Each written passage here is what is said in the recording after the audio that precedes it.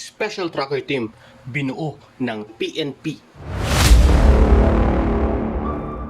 Ang target, si Roque at ang mga nagkanlong sa pagtatago ni Kibuloy. Opisyal na nagpahayag itong si PNP Chief General Marbil na papanagutin niya ang mga tao na nasa likod ng pagkakanlong sa pagtatago nitong si Pastor Kibuloy.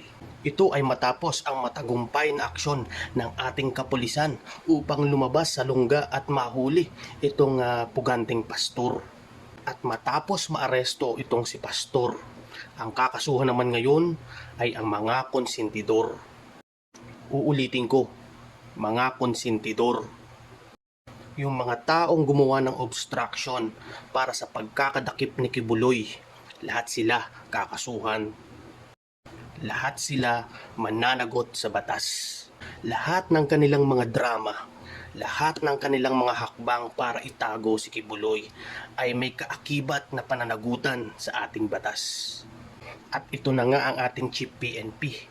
Inatasan ang CIDG, Anti-Cybercrime ng PNP, mag-iimbestiga. Mga keyboard warriors ni Kibuloy, dapat maghanda na. Si Police Major General Leo Francisco ang inatasang mamuno. Kakasuhan at papanagutin sa batas ang mga taong nagtago kay Kibuloy.